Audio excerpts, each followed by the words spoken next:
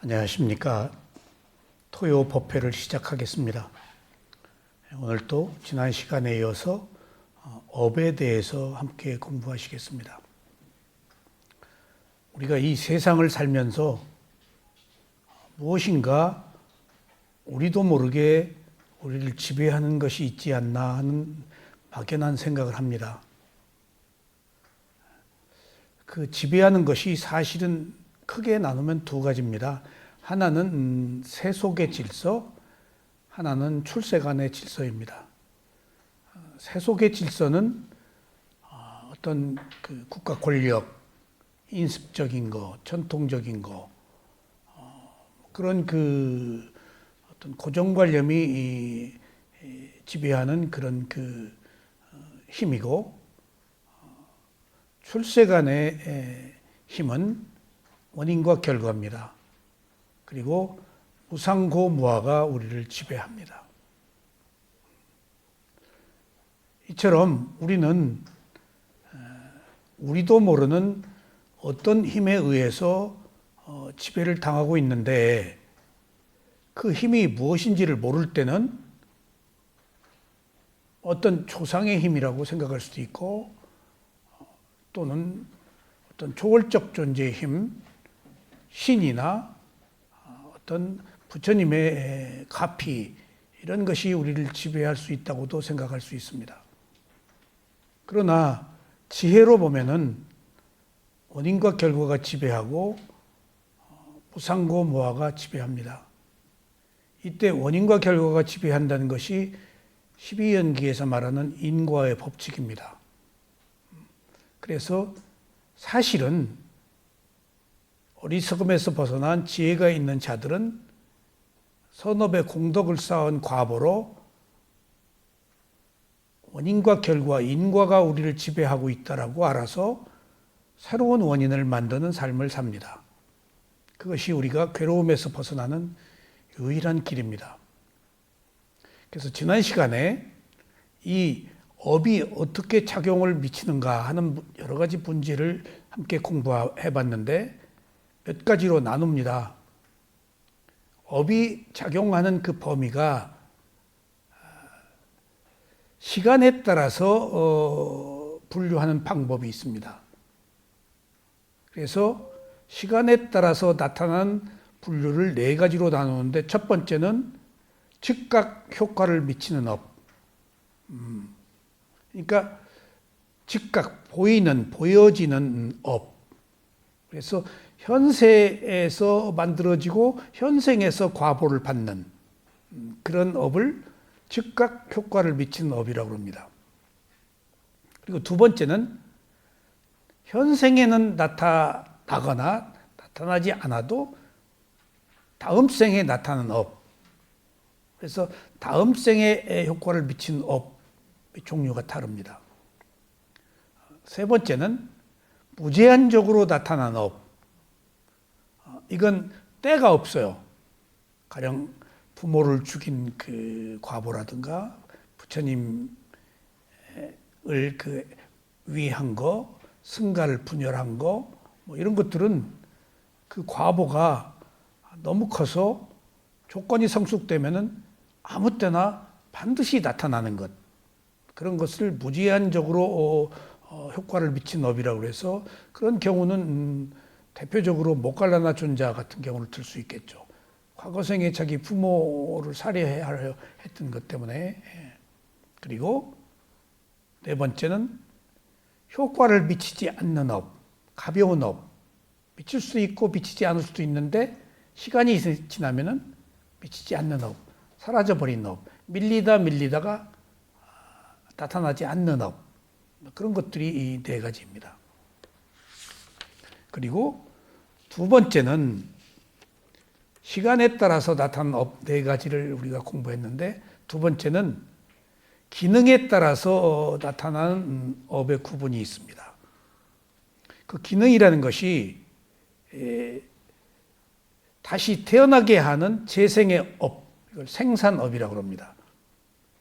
그 다음에 이것을 지지하는 업, 그래서 보강해주고 강화해주고 이것을 지탱하게 하는 업. 그 다음에 방해하는 업이 있습니다. 반작용하는 업이라고 해서 나타날 것을 나타나지 못하게 방해하는 것.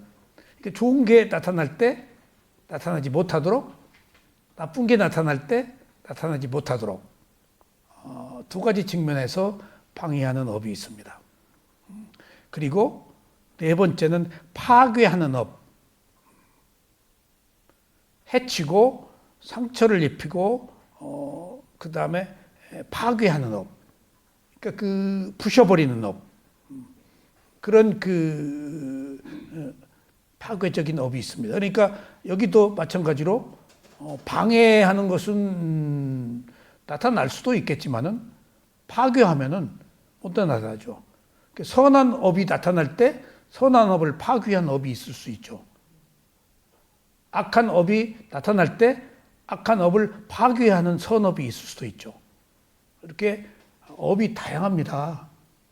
그 업은 어떤 의도를 가졌느냐에 따라서 이런 결과가 달라요.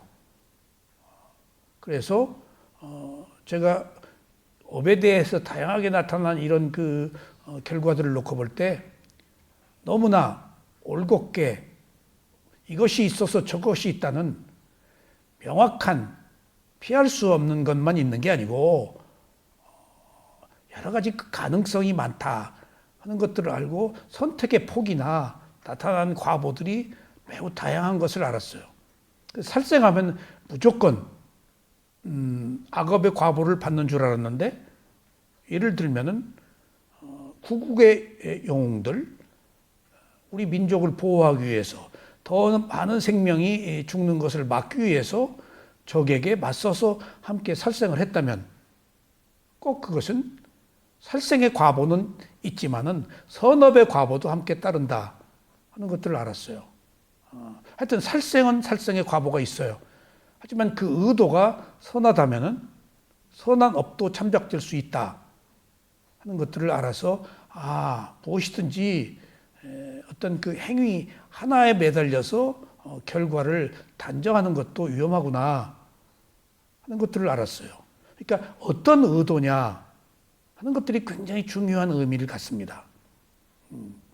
그리고 이제 세 번째, 다 네 가지로 분류를 하는데, 세 번째 분류는 우선적인 과보에 따르는 것. 그리고 첫 번째는 비중이 큰 업, 도덕적이거나 비도덕적인 업. 그러니까 도덕적인 업은 선처에 태어나고 해탈을 할 수가 있지만은 비도덕적인 업은 살해하고 지옥에 떨어지고 악처에 떨어지고 하는 것도, 비중이 큰 업은 그 비중에 따라서 과보를 받습니다. 그리고 우선적으로 분류되는 것, 비중이 큰 업, 그거 다음으로 이게 순서가 있어요. 비중이 큰 업이 있으면은 크게 우선해 버려요. 선한 행위를 했다, 선하지 못한 행위를 했다. 근데 그게 없을 때 두 번째는 죽는 순간의 업. 무거운 업이 없으면 다음에 미친 업이 죽는 순간의 업이에요. 이것을 가까운 업이라고 그래요. 죽는 순간의 업이 다음 생을 결정해요. 그러니까 바꿔 얘기하면 살아서 무거운 업을 지었다 하면은 죽는 순간의 업을 능가해버려요, 이게. 그 무거운 업이 죽는 순간의 업으로 바뀌어요. 근데 그게 없을 때는 죽는 그 순간의 마음의 상태가 결정을 해요. 그러니까 옆에서 가령 죽음 직전에 자손들이 좋은 얘기를 해줬다. 죽음을 맞이하는 어떤 좋은 조건을 만들어서 내가 원하는 소리를 들을 수 있었다든가 하면은 도움을 받겠죠. 근데 무거운 업이 있으면 옆에서 못 도와줘요. 도와줘도 못 받아들여요. 무거운 업이 차지해버려요. 근데 그렇게 극악하게 하거나 아주 선하게 살아서 그 선업의 공덕을 많이 쌓은 사람은 그것이 죽음의 업이 되겠죠, 행위가. 그래서 그 죽음의 순간도 없는 경우, 죽을 때 바꾸어 얘기하면은 뭐가 뚜렷지도 못해. 근데 그건 습관적인 업이 딱 들어버려요. 평상시 내가 어떻게 살았는가 하는 습관이 결정해버려요. 이건 순서대로 하는 거예요. 그러니까 첫 번째는 비주의 큰 업은 도덕적이다, 비도덕적이다. 그 다음에 이게 없으면 죽는 순간에 가까운 업이 죽는 순간의 업도 마땅치 않았다 하면은 습관적인 것들이 딱 나타나요. 순서대로. 그 다음에 습관적인 업, 이것도 그렇게 딱히 이 습관이라고 할 것이 없다. 그러면 축적된 업, 잠재의식, 축적된 업이 나타나요. 이렇게 우리에게 미치는 업이 이렇게 다양하다. 그러니까 언제, 어느 때 무슨 업이 어떻게 치고 들어올지 모르는 거예요. 순서가 이렇게 다 달라요. 이게 없으면 저거. 하여튼 업의 지배를 받는다는 것은 분명해요. 그래서 우리가 보이지 않는 어떤 힘이 우리를 지배한다고 했을 때 출세관에서는 업으로 봐요. 원인과 결과로. 그런데 이 업이라는 것이 결국은 자기가 어떤 의도를 가지고 어떤 행위를 했느냐에 따라서 객관적 진실로 드러나는데 출세관에서는 내가 없거든요. 그래서 업이라고 해도 무방해요. 세간에는 내가 있잖아요. 세간에서는 업이라고 그러면 오히려 못 받아들일 수가 있어요. 네 책임이다. 네 탓이다. 하는 것을 출세간에서는 받아들일 수 있는데 세간에서는 못 받아들여요. 그래서 업의 적용 범위도 지혜에 가까운 거라서 차가운 이성이에요. 뜨거운 감성에서는 업이 적용될 수가 없어요. 제 친구가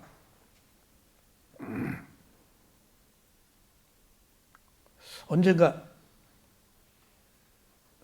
만나서 이야기를 하는데 저는 그때 결혼을 안 했을 텐데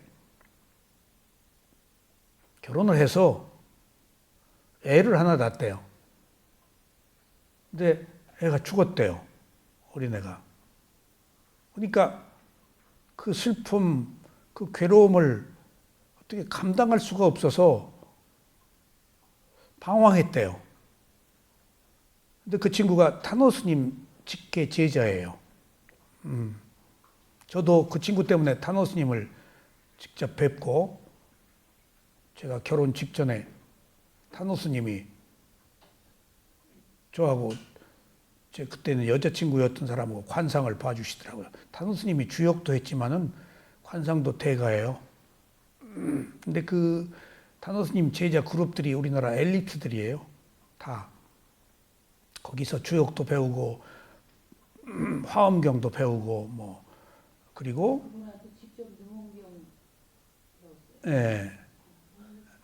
그리고 그 타노 스님 제자들이 또 우리나라 관상 대가한테 가서 관상도 배워요. 최고 대가가 있어요, 한 분. 근데 그 관상 대가가 양학경 씨하고 양학경 씨인데 타노 스님하고 교우를 해요. 그러니까 그 친구가 너 여자친구 데리고 와라. 오늘 내가 거기서 공부하는데 타노 스님 오신다. 해서 그 제자들 한 10여 명에다가 그 관상본 스승하고 타노 스님 쭉 저희 둘을 보고 다 돌아가면서 얘기를 하더라고요. 근데 타노 스님은 저를 보고 배가 항구를 떠나서 항해를 하다가 부두에 정박했다. 그렇게 우회적으로 설명하시더라고요. 나는 뜨끔했죠. 그게 사실이니까. 근데 그 말이 정박했으니까 성공하겠다. 그 말인 것 같아요. 우회적으로. 그 저를 둘을 두고 다 돌아가면서 얘기를 하더라고요. 그러니까 그런 일들이 있었는데, 그러니까 우리가 어떻게 보면요, 어떻게 보면은 부처님도 다 예언을 했잖아요. 전륜성원이 될 것이다, 아니면 붓다가 될 것이다. 미래는 예정되어 있어요, 업 때문에. 근데 예정되어 있는 부분을 그렇게 중요하게 여기지 않게 하는 이유는 너무 거기 매여서 자의적인 의지를, 새로운 의도를 내지 않을까 봐서 그러는 거예요. 미신적으로 거기 너무 매달릴까 봐서, 그거에 의해서 살까 봐서. 그러니까 업은, 지난 업은 맞아요.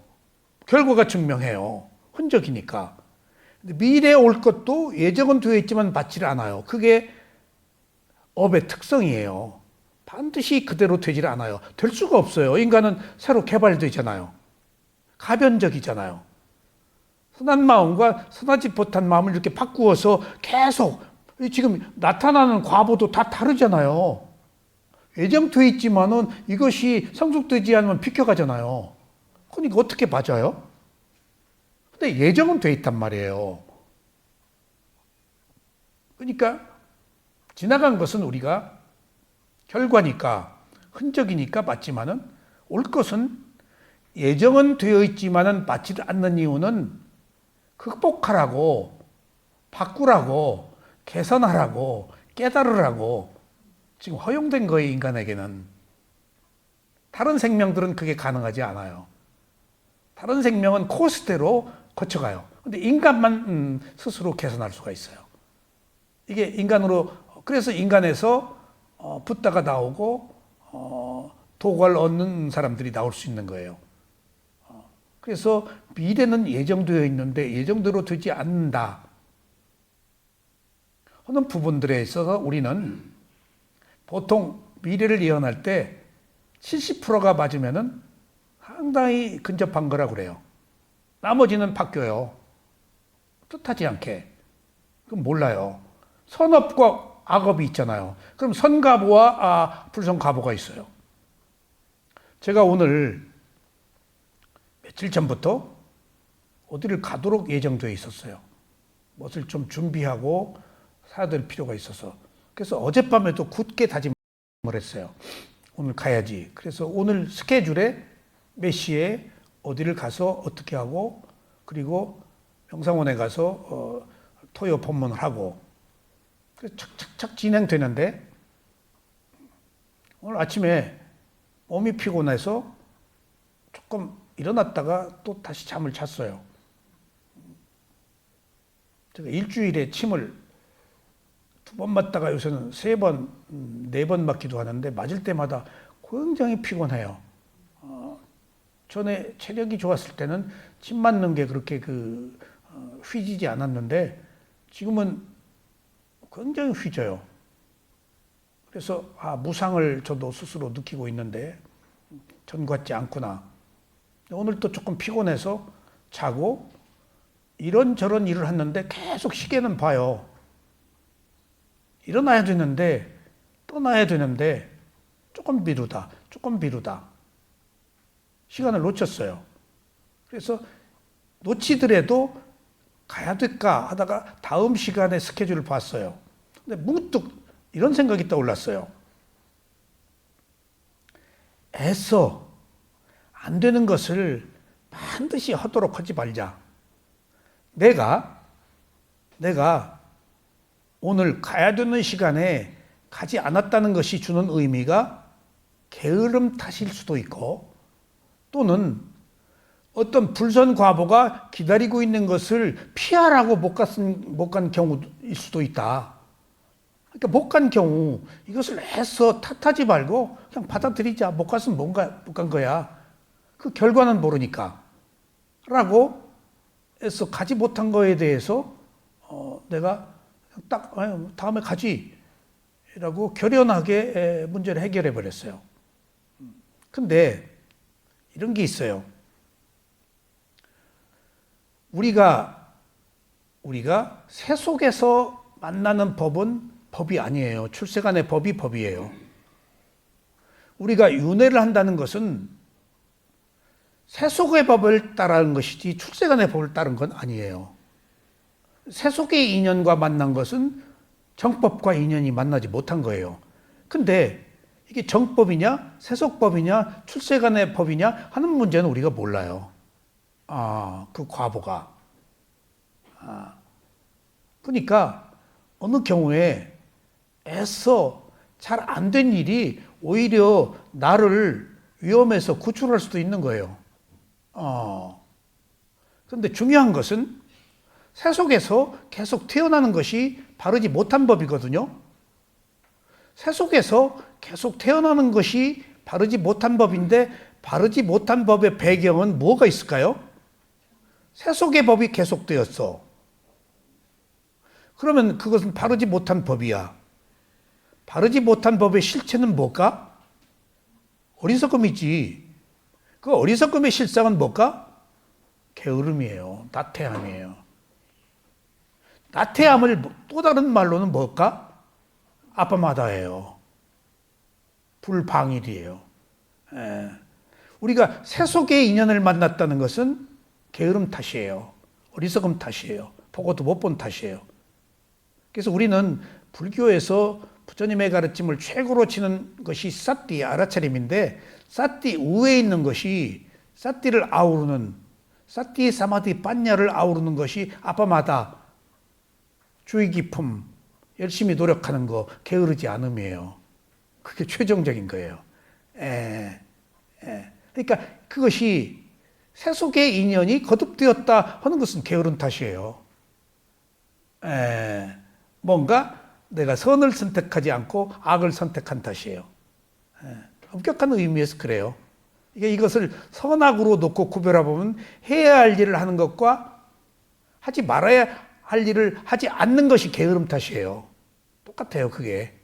해야 할 일을 하는 것이나 하지 말아야 할 일을 하지 않는 것이나 똑같이 인내, 게으름을 극복한 인내예요. 만약 해야 할 일을 하지 않았고 하지 말아야 할 일을 했다면은 그것은 게으른 탓이에요. 그래서 불교의 최고의 가르침의 높은 뜻은 아빠마다 주의 깊게 열심히 노력하는 것, 게으르지 않음, 불방일이라는 사실이에요. 그러니까 이것은 그렇게 화려한 언어는 아닌데 심오하고 깊이 숨겨져 있는 가장 본질적 문제들이에요. 윤회한다는 것은 게으름 때문이라고 알아야 돼요.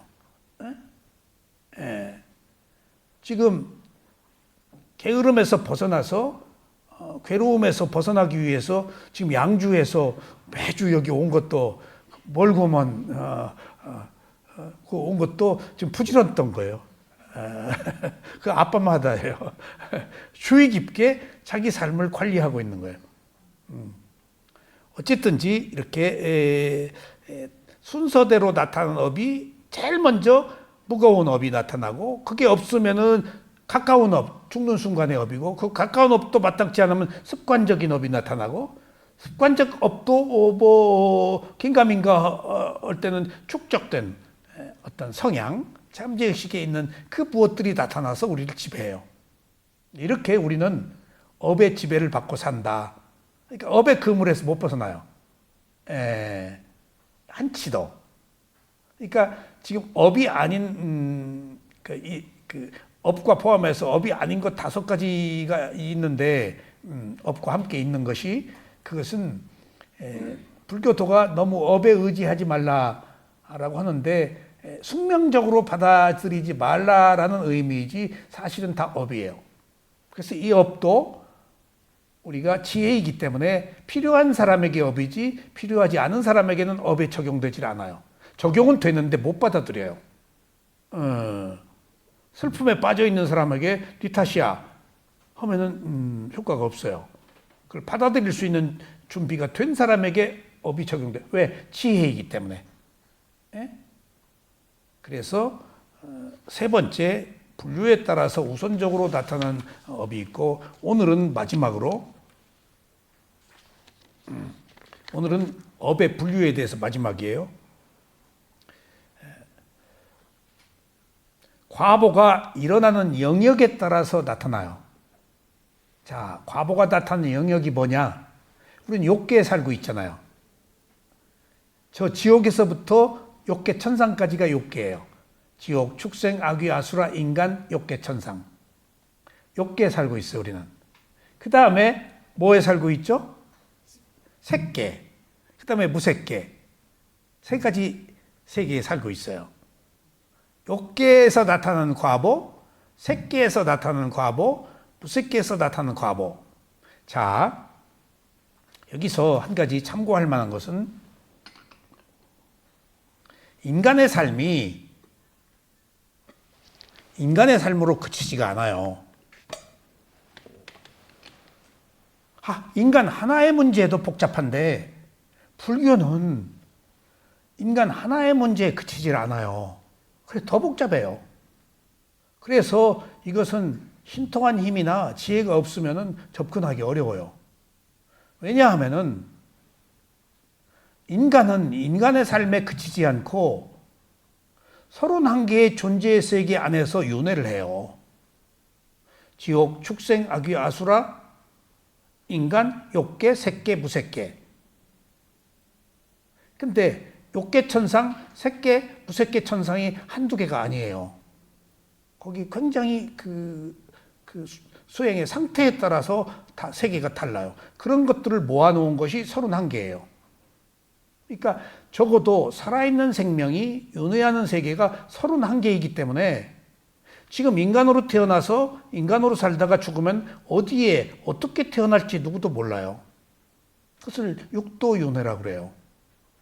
그래서 인간의 삶이 복잡해요. 그러면은 부처님이 31개의 존재의 세계를 다 말하기 위해서 법을 펴셨냐? 사실은 그렇진 또 않아요.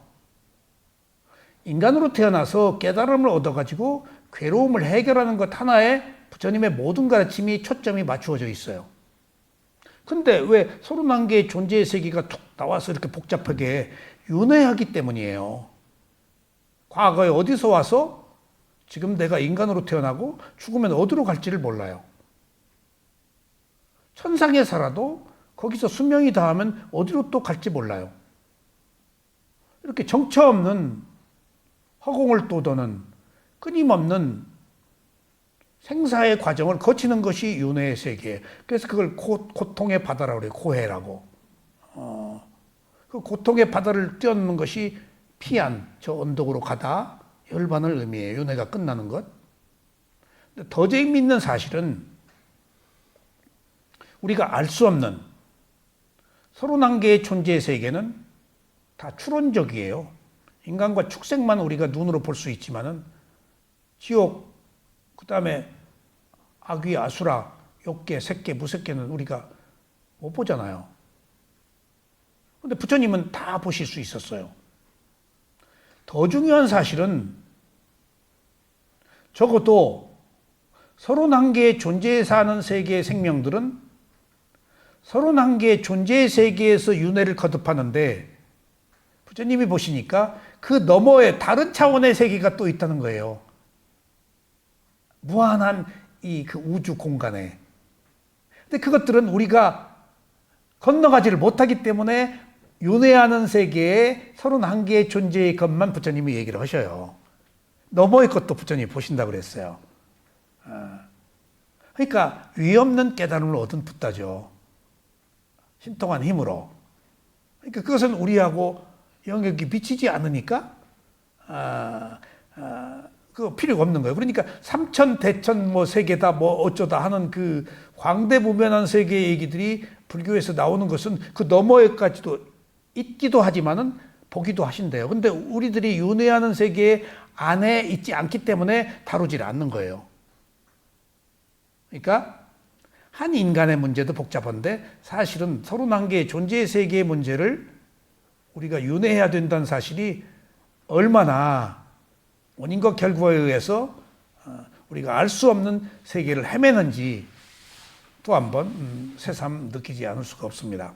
그래서 오늘 네 번째 이제 과보가 일어나는 영역에 따른 분류인데 첫 번째는 감각세계에서 짓는 악한 행위, 욕계죠. 우리에 해당돼요. 감각세계에서 짓는 선한 행위, 선한 행위와 악한 행위는 구별된다고 그랬죠. 그러면 선과보와 악한 과보고 또 다르게 나타나요. 내가 행복도 경험하지만 불행도 경험하는 것은 행복을 경험할 때는 선과보고 불행을 경험할 때는 악과보예요. 따로따로 나타나요. 혼합되질 않아요. 그리고 세 번째는 색계, 형상의 세계에서 짓는 선한 행위. 색계는 선정수행을 해서 가는 세계이기 때문에 악업이 없어요. 욕계만 선업고 악업이 있어요. 그 다음에 네 번째는 형상이 없는 세계, 무색계에서 짓는 선한 행위. 이거에 따른 선한 행위와 과보가 지금 오늘부터 공부할 내용이에요. 굉장히 중요한 내용입니다. 그러면은 우리는 욕계에 살고 있죠. 지옥, 축생, 악귀, 아수라, 인간, 욕계천상. 욕계천상이 사천왕천, 가장 낮은 단계 33천, 야마천, 도솔천, 화락천, 타와 자재천. 6개가 있죠. 저게 욕계예요. 저 욕계에는 욕망이 있어요. 천상. 그리고 남녀가 있어요. 가장 아름다워요.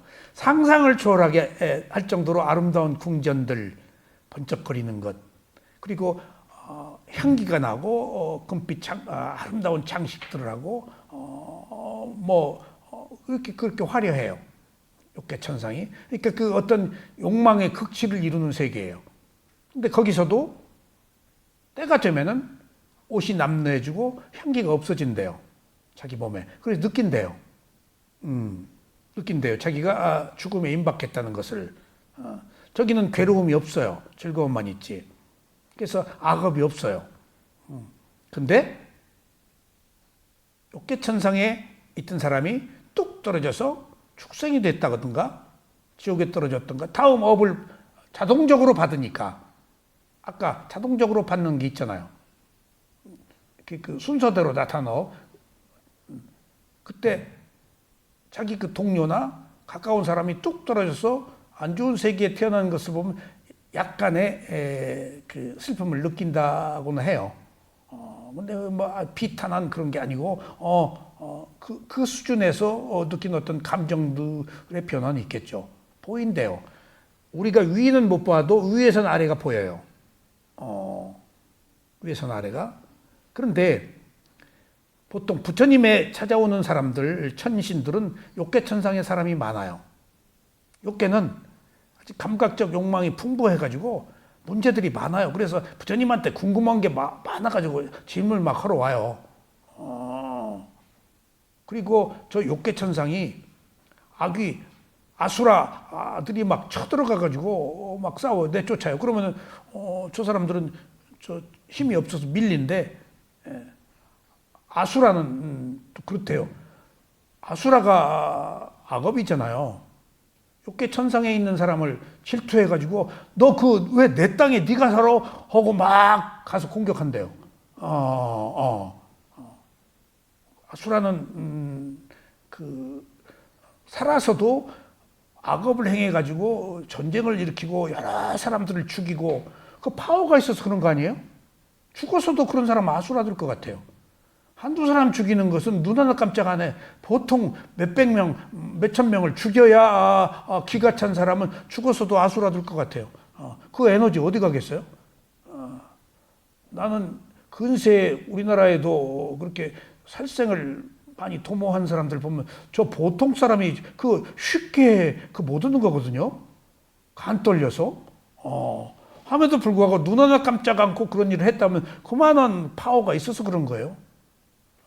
그 어떤 자체적 힘이에요. 저런 사람이 아수라 되겠구나 하는 생각들을 해요. 어쨌거나 이제 지금 우리들에게 해당되기 때문에 감각적 세계에서 짓는 악한 행위와 선한 행위 이것에 관해서 우리가 주의 깊게 한번 우리들의 문제이기 때문에 살펴볼 필요가 있어요.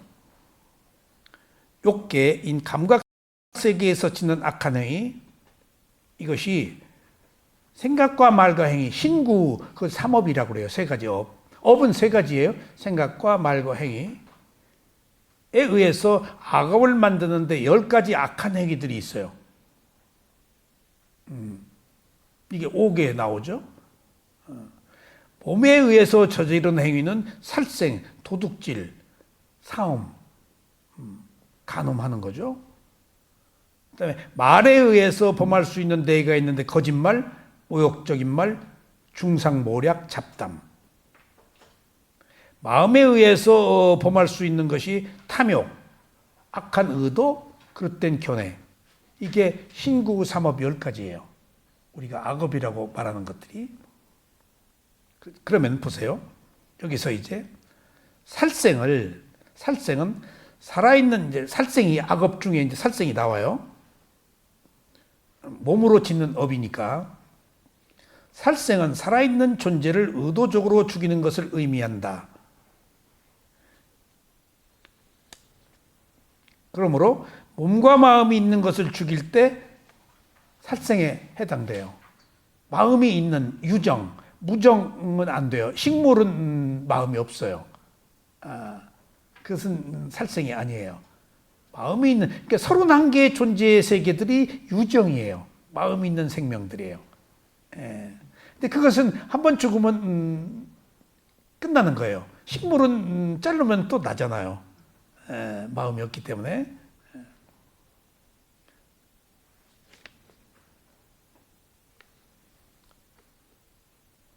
그래서 살생을 빠나띠빠나라고 하는데, 이 빠나띠빠나가 제가 미얀마에서 굉장히 많이 외웠던 5개에서 5개를 외울 때 빠나띠마나 살생 얘기가 꼭 나와요. 그래서 빠나는 생명이에요. 그 어떤 그 목숨 유정. 그러니까 이걸 죽이는 거 빠나띠마나, 빠나띠빠타라고 그래요. 그래서 여기서 빠나는 엄격한 의미의 특정한 존재에 속한 심리적, 육체적 생명을 의미해요.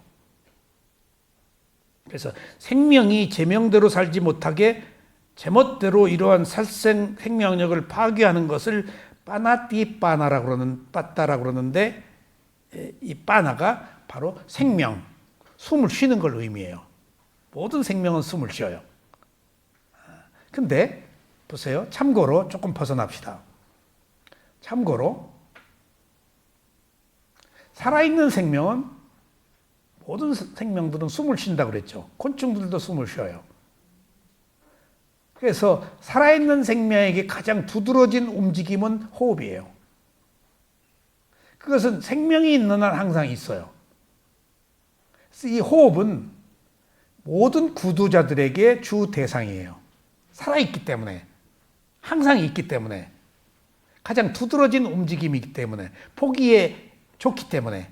그래서 호흡을 보는 거예요. 31개의 존재의 모든 생명들은 일단 숨을 쉬어요. 근데 숨을 쉰다는 것 자체가 가장 두드러진 대상이라서 모든 수행자들이 어떤 하나의 대상을 선택할 때 먼저 호흡을 선택해요.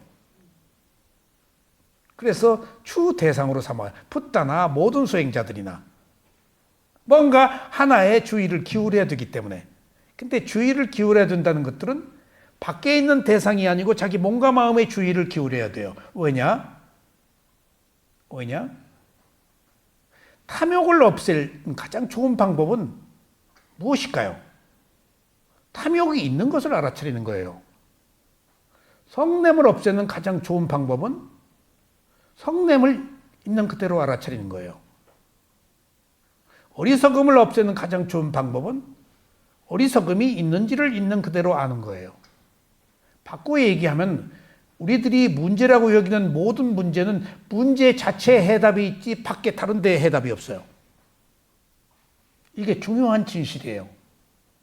위파사나 수행자가 자기 몸과 마음을 알아차린 이유는 몸과 마음을 가지고 살면서 생긴 문제들은 반드시 그 해답이 몸과 마음에 있어요. 밖에 나가 찾지 마세요. 하늘에 대고 찾지 마세요. 조상한테 대고 찾지 마세요. 이웃집 누구한테 찾지 마세요. 나밖에 해결 못해요. 업이기 때문에. 좋은 얘기는 해줄 수 있죠. 자기가 선택해야 돼요. 업은. 자기 의도로 결정되는 것들이에요. 누구 말에 의해서 무슨 행위를 했더라도 누구 말에 의해서 행위를 한 의도가 있었기 때문이지 의도가 없으면 안 해요. 그러니까 결정적인 것은 나의 모든 행위는 직접 간접적으로 의도가 있어서 한 거예요. 그러니까 그 의도를 일으킨 그 당처에서 답을 얻어야 돼요. 그게 몸과 마음이에요. 그게 뭔가 다른 데서 찾지 말아라. 그러면은 제가 조금 벗어나겠다는 이야기가, 참고로 들으세요. 오늘 이것을 주제로 다룰 시간은 아닌데, 역대 모든 구도자들이 비파사나 수행을 할 때 선정은 또 달라요.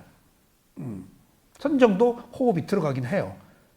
근데 비파사나 수행자들의 주 대상은 사념천대, 몸에 있을 때는 지수와 풍사대인데 거기 풍대가 하나 들어가 있어요. 풍대가 호흡이에요. 모든 것은 진동해요. 근데 왜 호흡을 선택하느냐? 확실히 분명하게 있어서 하는 거예요. 살아있는 모든 생명에. 그래서 살아있는 인간들이 호흡을 주 대상으로 할 때 부처님의 경우는 경전에 아나빠나, 코의 들숨과 날숨을 얘기하셨어요. 딱 그렇게밖에 없어요. 딴 거 보란 얘기 없어요. 근데 마하시사야도가 배로 내렸어요. 풍대로. 근데 제가 쇠우민에서 가슴에서 화가 났을 때 화난 마음을 보고 그 화난 마음에서 가슴에 느낌을 보라고 했을 때 느낌의 호흡이 있더라고, 가슴에. 흉식 호흡이 아니에요, 이것은. 또 다른 문제예요. 그러니까 가는 곳마다 호흡의 위치가 달라져 버렸어요, 제가. 그러니까 호흡의 위치가 달라진 것이 수행자들에게 때로는 혼선이 올 수도 있어요. 어느 특정한 스승들은 한 곳에 정해요. 아나빠나사티는 이거 못 가게 해요. 여기서만 보라 그래요. 근데 아랫배 보는 데는 아랫배 호흡 얘기 아닌 거 다른 얘기 안 해요. 근데 저는 코도 보고 배도 보고 하다가 화가 났을 때 화난 마음을 보고 화난 마음에서 그런 가슴의 느낌을 보니까 거기에 호흡도 있다고요. 뻐근하고 쿵 뛰고 뜨겁고 막 격렬한 가슴이라는 새로운 장르를 선택했어요. 그러니까 저는 자연스럽게 세 군데를 선택해서 볼 수가 있었어요. 그런데 호흡이 사라져요, 또. 볼 데가 없어요, 몸에서. 그러면은 미세하게 호흡이 몸에 어딘가 있나 없나 보면 어딘가에서 작은 진동이 있어요. 어깨라든가 발끝이라든가. 그러면 몸의 주대상인 호흡을 봐야 되는데 미세해서 약해지니까 어딘가 분명히 있는 곳을 찾아서 저는 왼편 어깨가 이렇게 까딱까딱 작은 진동이 있는 것을 어깨에서 봤어요. 어떤 사람은 저와 같이 수행은 발끝에 있다. 팔이 탁탁 맥박 뛰는 거예요, 그게. 그 풍대예요. 그래서 수행이 진전되면은 집중이 돼서 호흡이 그 미세해졌을 때, 그러니까 선정에서도 색계 사선저에 가면 호흡이 없어진다는 기록이 있잖아요. 비파사나 수행에서도 마찬가지예요. 집중이 되면 호흡이 없어져요. 있기는 있는데 못 느껴요. 살아있는 동안 호흡을 해야 되니까. 그래서 몸의 어느 작은 일부에서 봤어요. 그래서 제가 코, 가슴, 배, 몸의 일부 그렇게 얘기를 했어요. 그런데 나중에 마음 보는 수행처에 가서 전면에서, 몸이 아닌 전면에서 일어나고 꺼진 호흡을 알아차려서 그걸 빠리목강이라고 그래요. 전면에서. 그러니까 몸을 보는 수행처에서는 몸에 있는 호흡에 국한하기 때문에 몸의 어느 위치를 중요하게 여기는데, 저는 거의 모든 경우에 오른발 왼발도 전면에서 마음으로 보고 호흡도 전면에서 아는 마음으로 보기 때문에 몸의 위치가 중요한 게 아니더라고요. 그냥 알기만 하면 되더라고요. 그러니까 5가지를 만들어 버렸어요, 제가. 그래서 여기서 5가지를 선택해서 보라고 그래요. 근데 더 중요한 사실을 알았어요, 제가. 코, 가슴, 배, 몸의 어느 일부, 아니면 전면. 그러니까 나머지 5가지는 몸이고, 4가지는 몸이고, 5번째는 전면이니까 마음자리예요. 보통 마음자리에서 빠리묵강으로 보지 못하기 때문에 마음자리는 다루지 못해요. 사람들이 마음본 수행을 잘 모르니까. 그러니까 저는 5가지를 얘기해서 자유로 몸에서 마음자리에서 그렇게 자유로 여기가 전면에서 보면 오래 봐요. 근데 약해요. 근데 그런 때는 얼른 몸으로 와요. 그러면 조금 두드러져요. 그럼 나도 모르게 탁 앞에서 떠서 마음으로 보게 돼요. 그래서 크게 뭐 중요하지 않게 뭐 호흡을 보는데 알아차리는데 제가 또 한 가지 안 사실은 우리 몸에 기능이 있잖아요. 근데 이쪽 극동 지방에서는 단전 호흡이라는 것을 굉장히 선호해요. 근데 남방 저쪽에서는 미얀마 그쪽에서는 단전 호흡에 대한 개념이 그렇게 중요하게 여겨지지 않은 것 같아요. 근데 마하시사야도가 호흡을 아나빠나서 부처님 가르침대로 코에서 보는데 마하시사야도가 스승한테 3개월 동안 위파사나를 배울 때 그 제가자 중에 멤버 하나가 빅구 멤버 하나가 스승한테 마하시사야도가 아니고 배에도 호흡이 있다. 그러니까 그 스승이 여지껏 아나빠나사티 코에서 보다가 배도 봐라 해서 마하시사야도가 배로 내려버린 거예요. 그러면 배로 내린 것을 스리랑카에서는 기록에 없다고 불법이 아니다라고 비난한 적도 있어요. 근데 마하시사야도가 거기 대응을 안 했어요. 근데 마하시사야도 제자가 쓴 글에 그것은 풍대다. 배에 있는 것은 호흡이라기보다도 풍대 속에 호흡이 있어요. 풍대가 진동인 것, 바람에 의해서. 그러니까 풍대 속에 상승하는 풍대, 하강하는 풍대, 뼛속을 흐는 풍대, 피부를 흐는 풍대가 여러 가지가 있어요. 하품, 재채기도 상승하는 거, 똥, 오줌, 방귀도 풍대예요. 연동, 운동하는 거 전부 그 진동에 의해서 움직임의 요소로 나타나는 것들이에요. 그래서 자연스럽게 이제 아랫배를 봤는데 제가 쇠우민에서 가슴에서 마음에 의해서 일어나는 새로운 영역을 발견하고 파사나 수행의 지평이 넓어졌어요. 아랫배 호흡 잘 안 나타나요. 어느 경우에는 기름덩어리라서. 코는 너무 예민하고 상기의 위험이 있어요. 아랫배가 괜찮아요. 근데 아랫배가 미국에서 온 한의사하고 한국 사람 한의사하고 했는데 의학적으로 아랫배의 그 호흡을 단전을 보는 것이 의학적으로 매우 중요하다. 그래서 그 기, 혈액 순환을 하는데 몸이 따뜻해지고 이렇게 기가 도는데 여기보다는 수승하강이라고 위로 올라온 기가 뻗치는 거 내리는 것이 이 상기의 위험 맞고 온몸을 따뜻하게 하고 신체 의학적으로 굉장히 그 중요한 것이라서 아랫배가 좋다 하는 이야기를 들었어요. 근데 누구도 가슴의 호흡을 얘기하지는 않아요. 근데 만달레이의 아주 옛날 어느 이름 모를 스승이 쓴 작은 책에 가슴의 느낌, 가슴의 호흡 얘기가 짧게 나와요. 위파사나 빠라구라는 책에 딱 처음 봤어요. 가슴 얘기가. 나는 가슴을 이미 보고 있는데 마음 보는 수행자들은 느낌 때문에 가슴을 봐요. 그러니까 필요해서 보는 거예요. 근데 이 수행이 스승에 의해서 다양한 방편들이 제시되지 않고 그것만 지도하기 때문에 다른 것들은 한 센터에서 얘기를 하질 않아요. 혼란 줄까 봐서. 근데 저는 여러 스승들을 모셨기 때문에 종합적으로 다 아우를 수 있었던 거예요. 그리고 가슴의 문제에 대해서 저는 굉장히 좋은 이익을 얻었어요. 가슴에 느낌이 많아요. 그러니까 화가 났을 때 화난 마음 쿵닥쿵닥 뛰는 것에 따라서 호흡도 거칠고 약하고 빠르고 막 격렬한 박동을 허파가 여기 있으니까 실지한 느낌이 가슴에 굉장히 많아요. 배는 그렇게 느낌이 많지 않아요. 그래서 느낌을 보기에 가슴이 좋은 수행처다 하는 건데 보통 느낌 보는 수행을 안 하니까 마음 보는 수행도 안 하기 때문에 그런 다양한 선택지가 없어요. 근데 제가 오늘 말씀드리고자 했던 것은 어느 경우에는 가슴에서 느낌 보는 수행이 조금 불편한 경우, 어느 경우에는 아랫배에서 호흡을 보는 것이 더 유익하다고 느끼는 경우, 이런 것들이 사람마다 다르다는 것을 알았어요. 왜냐하면은 배에서 호흡을 본다는 사실은 깊게 들어간대요. 배에서 보면은.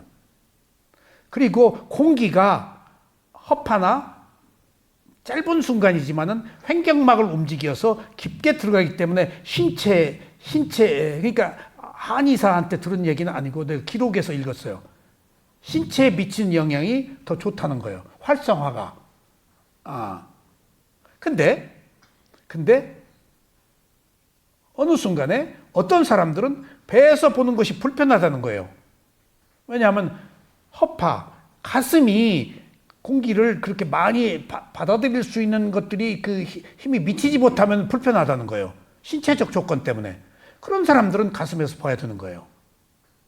그러니까 조금 더 공기의 흡입량을 높이고, 그 다음에 몸에 어떤 근육들, 폐 아래쪽에 있는 횡격막, 이 근육들을 활성화하려면은 아랫배를 보는 것이 신체적으로 유익하고, 그러니까 조금 더 의학적으로 수행을 접근하다 보면은 선택지가 이렇게 있구나. 꼭 무엇이어야 되는 것은 아니구나. 꽁 잡는 게 매니까. 아는 게 중요하지 어느 위치는 중요하지 않다라고 말씀드렸잖아요. 그러니까 하면은 마음으로 보는 수행자들은 몸의 네 군데의 위치, 천면 마음자리 자유롭게 선택의 폭이 넓으면 넓은 만큼의 기회가 더 있다는 얘기예요. 그러면은 수행이 이로움도 있을 뿐더러 내가 불편하지 않게 할 수 있는 거예요. 뭔가 한 군데로 두 군데로 한정하면은 내가 힘이 미치지 못할 때는 장애로 작용할 수도 있어요.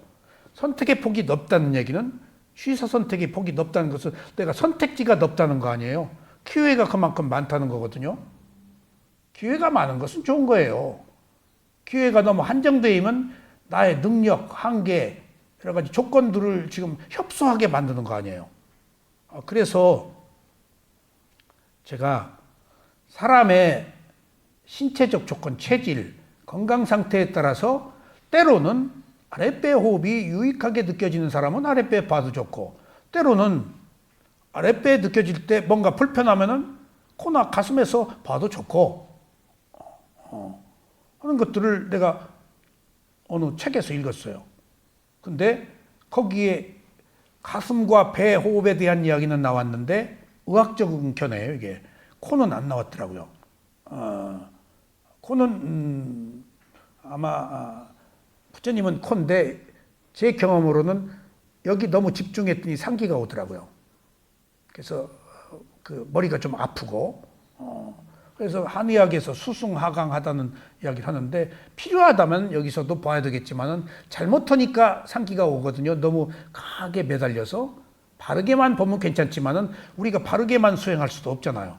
어떤 장애가 생길지도 몰라요. 그래서 제가 사실은 5가지를 여러 스승들을 통해서 호흡 보는 위치를 선택을 했는데 그게 다 이유가 있었구나. 놓고 보니까 나름대로 근거가 있었구나. 필요한 대로 선택하면 되겠구나 하는 것들을 새삼 느꼈습니다.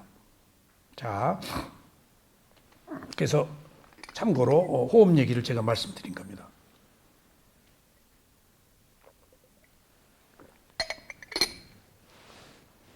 그래서 이제 살생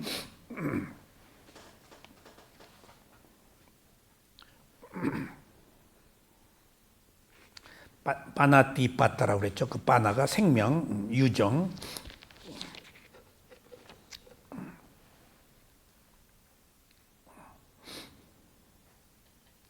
생명이 제명대로 살지 못하게 제멋대로 이러한 생명력을 파괴하는 것을 빠나띠빠따라고 하는데, 여기서 빠나는 생명들이 숨 쉬는 것을 의미합니다. 숨 얘기가 나와서 그러므로 호흡에 뭐 있어? 라고 생각하는데 그렇게 그 간과해서는 호흡에 뭐 있어요? 두드러진 것이고 분명한 것이에요. 호흡이 뭐 금태두르고 금바르고 한 거 아니에요. 거기 호흡같이 더 무상한 게 없어요. 확실하고. 그래서 보는 거예요. 오해하지 마세요. 뭔가 잡아야 되는데 호흡만 한 것이 뭔가 마음에 없다. 제가 이 얘기는 누구한테 들었기 때문에요.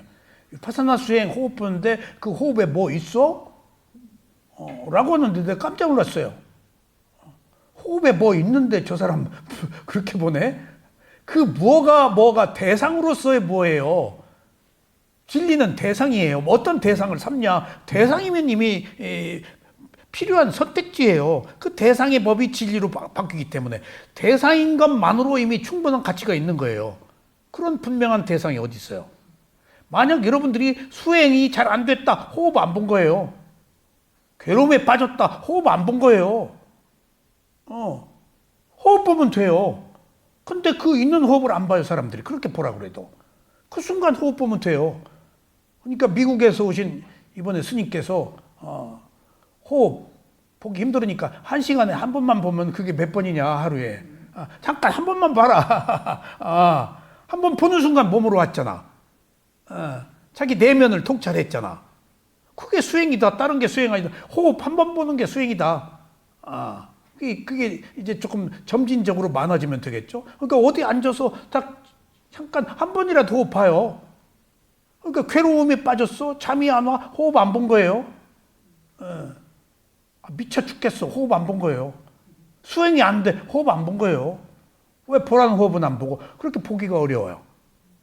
밖에서만 찾았기 때문에. 내면을 오기가 어렵다는 얘기예요. 자기 몸과 마음으로 돌아오기가 어렵다는 거예요. 여지껏 우리들은 태어난 이래 모든 그 감각적 경험에 밖에서 구했잖아요. 자기 몸과 등잔불 밑이 어둡듯이. 부처님이 자꾸 등잔 밑을 봐라 그 얘기예요.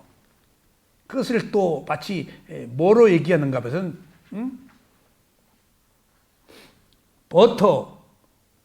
버터로 된 촛불을 들고 있으면은 버터로 촛불이 타잖아요.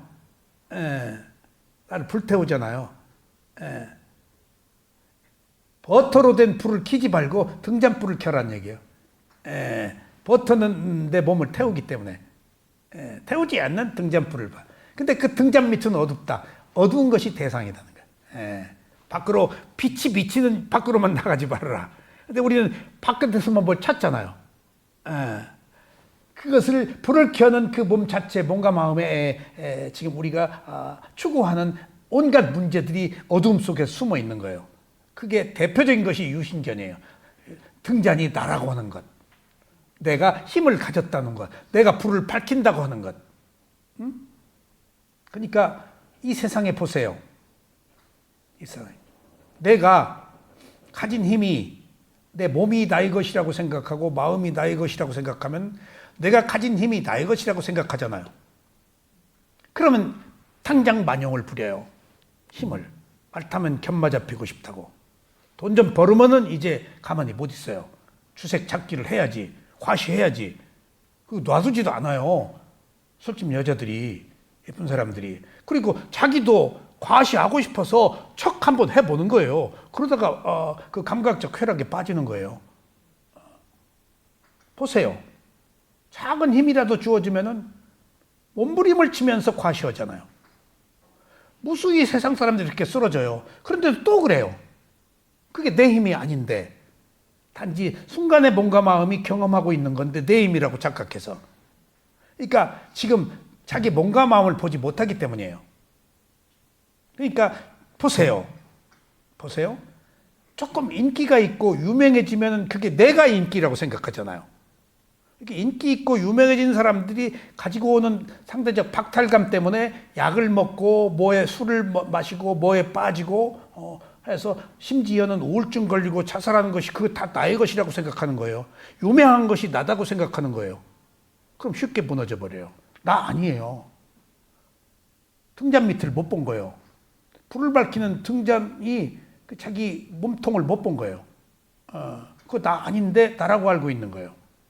이건 명확해요. 세상에서 그런 일들이 너무나 일어나고 있잖아요. 응?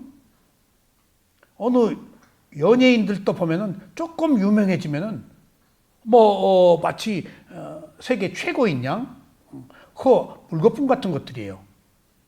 잠시. 그러니까 내가 유명하다. 그럼 당장 오만해지잖아요. 그리고 그것을 만드는 리더들도 오만해 있잖아요. 그럼 그걸 소유해 버리려고 그래요. 그래서 생기는 문제들이 이 사회예요. 그게 세속이에요. 그래서 세속의 법을 만나면은 그것은 어리석음을 만나는 것이에요. 세속의 법과 인연을 닫지 않아야 돼요. 그 세속의 법의 특징은 나의 것이라고 생각하는 거예요. 그 나 아닌데. 그래서 위파사나가 아니면 안 된다는 거예요. 무상고무화가 아니면 안 된다는 거예요. 출세간의 법이 아니면 안 된다는 거예요. 다 세속의 법에는 다 끊임없는 좌절과 고통, 윤회, 그 괴로움, 슬픔, 비탄밖에 없어요. 그 결과가 어리석기 때문이에요. 내 것도 아닌데 한순간에 경험한 것을 내 것이라고. 여러분들 내가 원하는 것을 얻어요. 근데 소유는 못해요. 소유하고 있는 줄 알아요. 그 내가 경험할 뿐이에요. 소유 못해요. 소유할 수 있는 자아가 없어요. 왜 소유를 못하죠? 일어나고 사라지기 때문에. 조금 전의 마음과 지금 마음이 같은 마음이 아니에요. 조금 전의 몸과 지금 몸이 같은 몸이 아니에요. 매 순간 변해요. 근데 그것을 항상 하는 것으로 알고 있어. 그래서 매 순간 변하는 것을 실체가 없다고 그래요. 그걸 공이라고 그래요. 근데 관념적으로 나다, 나의 것이다, 내가 소유한다라고 생각으로 알고 있어가지고 소유하지 못하는 것을 소유한다고 생각하니까 만용이 생겨나죠. 겸손하지 못하죠. 그 생기는 폐해가 고스란히 자기 오만으로 인해 생기는 결과밖에 없어요. 성공과 실패라는 게 없어요, 이 세상에. 무상에 무슨 성공이 있어? 금방 실패지. 오직 출세간의 성공과 실패는 있어요. 출세간의 성공은 뭘까요? 윤회가 끝나는 거예요. 출세간의 실패는 윤회하는 거예요. 이 세속에서 성공과 실패 없어요. 교차할 뿐이에요. 시계추처럼. 명예와 불명예, 성공과 실패, 교차할 뿐이에요. 왔다 갔다. 한순간도 그대로 머물러 있지 않아요. 무상하기 때문에. 그래서 조금 빗나갔습니다만은 그러므로 생명이 있는 존재들을 짐승을 포함해 빠나로 간주하는데 식물은 마음을 갖추어 있지 않기 때문에 제외합니다. 그렇지만 비구들은 심지어 식물의 생명도 해치는 것이 금지되어 있습니다. 아셨어요? 이러한 계율의 뒤에 언급되지만 제가 신자들에겐 적용되지 않습니다. 제가 텃밭에서 10여 평 되는 별의별 상추도 심고 뭣도 심고 호박도 심고 별의별 걸 다 심었는데 봄이 되면은 땅을 파는데 거기 개미 지렁이들이 있어요. 그래가지고 함부로 삽질도 못 하겠더라고요. 제가 미얀마에서 이제 이렇게 포도가 있고 가는 길목에 나무 가지가 이렇게 있어서 비구들이 이제 머리가 없잖아요. 이렇게 피해서 가는데 내가 가다가 딱 자르려고 그랬어요. 나무 가지를 머리 스치니까 내가 딱 자르려고 그랬더니 내 뒤에 온 비구가 딱 제지시키더라고요. 왜 그러냐 그랬더니 자르지 말라고 날 보고. 이게 머리 닿는다 자르자 그랬더니 자르지 말라. 이놈의 비구가 그런데 잠깐 잠깐 기다리라고 그러더라고. 그랬더니 저쪽 가서 시자를 불러다가 나무를 자르라고 그러더라고. 여기 나오는 거예요. 나무를 비는 것조차도 비구에겐 계율이 있다는 거예요. 그래서 비구들이 경작을 못해요. 경작을 못하니까 먹고 살아야 되는데 어떻게 해야 될까요? 빌어먹어야지. 빌어먹어야지. 경작을 하면은 비가 오나 눈이 오나 이제 배추밭, 상추밭, 고추밭 이제 병충해 때문에 그것이 걱정이 쌓여. 그 땅을 파면은 생명들이 죽어. 그러니까 청정한 마음으로 계율을 지켜서 기껏하게 해서 열반에 들어가기 위한 어떤 조건을 수괴한 사람들은 나뭇잎 하나 꺾는 것조차도 다른 생명을 꺾을 수도 있기 때문에 주의하는구나. 여기 그게 나오네. 뒤에 설명한다고 그랬어요. 그렇지만 비구들은 심지어 식물의 생명체도 해치는 것이 금지되어 있다. 그 개울에 있는가 봐요. 그래서 제가 그 컴패션 참여를 하는데 새벽에 4시에 일어나가지고 다 모이라고 그러는데 4시에 한참 잘 때거든요. 근데 막 문 두드리고 일어나고 그래서 부시시 하니까 온 비구들이 다 모여서 쪼그리고 앉아서 컴패션 하는데 좀 짜증이 나더라고요. 그래서 앞에 젊은 비구가 한 사람이 앉아 있어요. 카렌족인데 좀 나하고도 가깝게 지냈는데 근데 그 앞에 앉아 있더라고. 그러니 뭐 미얀마 사람이니까 뭐 참회를 이렇게 하고 의식을 행하는데 좀 짜증이 나더라고. 그래서 왜 그러느냐? 쌍가티세나 무슨 비구 개울을 어겼대. 그래서 속으로 아이 너무 인간 그렇게 그 혼자. 그리고 나서 더 중요한 사실은 아파서 못 나온 사람 있잖아요. 방까지 가서 또 해야 돼. 또 거기서는 못 봤지만은 기록에 보면은 그 컨페션 참여하는 그 참여 내용에 따라서 저녁이 되면은 우에 그 범납이 있는 수행자하고 밖에 나가서 밤이 되면은 숲속에서 보내다가 아침에 해 뜨면 돌아와야 돼. 밥 먹으러. 그런 게 또 있어요. 그러니까 개울이 그렇게 청정한 것이 무섭다는 거예요. 왜냐하면 개울이 알아차림이고 기본적인 어떤 토대이기 때문에 도덕적 덕목이기 때문에 개울을 지키는 순간 청정인데 그 청정이 열반의 마음이기 때문에 그러니까 비구가 한 방에 여자하고 같이 문 닫고 있으면 옷을 벗겨버릴 수가 있어요. 그래서 문을 열어놓고 있어야 돼요. 자꾸 비구 옆에 한국 사람들이 가서 딱 붙으면은 겁내요. 딱 가서 사진 찍을 때 이렇게 딱 팔 걸거든요. 이렇게 그럼 출석을 해요. 내가 그 미얀마 작은 여러 사람들이 타는 작은 그 교통수단이 있는데 이렇게 허리 굽이고 들어가면은 비구들은 돈을 안 받더라고요. 근데 앞쪽 이제 쭉 이렇게 하고 이제 이렇게 그 양쪽으로 길게 의자가 있는데 비구가 딱 타면 앞으로 앉으라고 그래요. 근데 이제 서 있는데 앞에 앉으라고 그러더라고요. 비켜줘서 이제 그 앉아야 돼요. 예의니까. 어느 경우에는 서로 소통이 안 돼서 계속 어디를 찾았는데 나중에 택시비를 안 받는 비구도 봤어요. 아니 그 기사도. 앉았는데 나는 이제 거기 개울을 알기 때문에 내 옆에 여자가 앉았는데 안 일어나요. 내가 조금 불편하더라고. 나도 이제 거기서만 비구지만은 비구인 척하는 또 거기 일시 비구가 더 비구인 척하잖아요. 옆에 좀 불편한데 이 여자가 안 일어나. 원래 일어나도록 돼 있어요. 그러니까 조금 있다가 거기 있는 사람이 여자 보고 일어나라고 일어나라고 하더라고요. 내 옆자리를 비워놓더라고요.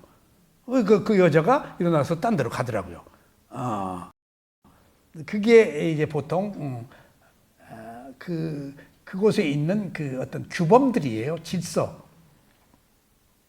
자, 그래서 이제 그 욕계에서 가장 머무러지는 업이 살생 도둑질 간음이잖아요. 그럼 이제 살생이라는 것을 우리가 빠나띠 빠따라고 하는 것에 대해서 한번 보자고요. 다음 5가지 조건들은 살생의 악업을 형성하는 데 필요한 것들이다. 5가지 악업이 형성되었을 때가 과보를 받는 살생이다. 그러니까 과보가 있는 살생과 과보가 없는 살생이 있다. 아셨어요? 살생의 기본 업의 조건은 5가지다. 첫째, 이제 시험 볼 거예요. 이제 어디 공부 잘하는 사람 공부 싫어? 공부에 질렸어? 그 뒤에는 경기여고 서울법대 나온 사람 공부 대왕이 계셔. 공부 조금 하고 그렇게 공부에 질색하지 마. 대가가 담담하게 받아들이고 있는데 살생의 5가지 과보 조건. 첫째, 살아있는 존재가 있어야 돼. 이게 중요해. 두 번째는 살아있는 존재가 있다고 아는 것. 이게 굉장히 과학적이고 합리적인 거예요. 세 번째는 살생을 하려는 의도를 내는 것. 네 번째는 살생을 시도하는 것. 다섯 번째는 결과적으로 죽는 것. 죽이려고 그러는데 안 죽었으면 살생이 아니야. 살생의 과보가 아니고 조금 반감되겠지. 어디 뭐 상처를 입혔다. 살생은 5가지 조건이 다 성숙되어야 비로소 살생이야. 가다가 개미 밟아 죽인 것은 살생이 아니야. 모르고 했기 때문에. 의도가 문제야. 그러면 첫 번째 살생의 조건은 첫 번째 살아있는 생명이 있는 것. 두 번째는 있다고 아는 것. 세 번째는 죽이려는 의도. 네 번째는 죽이려고 시도하는 것. 다섯 번째는 결과적으로 죽는 것. 그러면은 이게 모르고 죽인 개미는 괜찮아. 그래서 제가 우리 집에서 송충이 잡을 때 자꾸 잡으라고 나와 잡으라고 일로 피하고 절로 피하고. 내가 살생하지 않겠다는 말은 못 하잖아. 가족한테는 살생을 시키는 것처럼 되고. 그러니까 알았어 갈게 그러고 피한 거야. 그러니까 막 피하지 못한 경우가 있었어. 그래서 젓가락으로 잡아다가 송충이를 저쪽에 버렸어. 발각된 거예요. 죽겠대. 근데 익충과 해충의 문제에 있어서 쉽게 말하면 농약을 뿌리는 거 그런 거 어쩔 수 없는. 그러니까 비구들이 자기 방에서 거미줄을 안 띄어요. 거미는 모기를 잡아먹잖아요. 그러니까 이것들 더러워가지고 거미도 안에 그냥 모기 때문에 괴로우니까 자기들끼리 거미하고 모기하고 해결하도록 안 해. 그 다음에 도마뱀 절대 손 안 대. 도마뱀이 모기를 얼마나 잡아먹는지 몰라. 창에서 가만히 있다가 탁탁 잡아먹어. 도마뱀과 한 방에 살아요. 도마뱀은 안 무서워하더라 그렇게. 우리는 놀라잖아 도마뱀. 그러니까 개미, 모기 이런 것들은 해충이고 도마뱀, 거미 이런 것들은 익충이라서 함께 살더라고. 뭐 그런 것들을 또 봤어요. 자, 그러면은 악행에 대한 비중은 관련된 존재의 선의와 관용에 의존한다. 선의로 했느냐? 예, 그 나와요. 이순신 장군이 임진왜란때 울돌목에서 외병을 물리친 것은 민족을 보호하려는 선한 의도가 있으니까 악업은 악업이지만 선업은 선업대로 또 받고 악업도 있는 거예요. 악업이 없는 건 아니에요. 일단 살생을 하면. 근데 여긴 선업이 있기 때문에 차원이 조금 다른 거예요. 그러니까 우리가 선의와 관용에 의존한다. 덕스러운 사람 또는 큰 짐승을 죽이는 것은 악한 사람 또는 작은 짐승을 죽인 것보다 더 과보가 크다. 그러니까 인간도 부처님 죽인 것하고 부모 죽인 것하고 지나가는 무슨 술 취한 사람 죽이는 것하고 다른 거예요. 범죄자 죽이는 것하고. 지혜가 높은 사람일수록 악업의 과보가 더 많아요. 이게 업의 한계예요. 업의 역할이에요. 그리고 짐승이 큰 짐승일수록 악업의 과보가 많아요. 그만큼 지능이 발달돼 있잖아요. 이게 다 업의 과보가 미치는 적용 범위가 달라요. 그래서 선한 사람이나 악한 사람 차이가 있고 큰 짐승과 작은 짐승이 차이가 있다.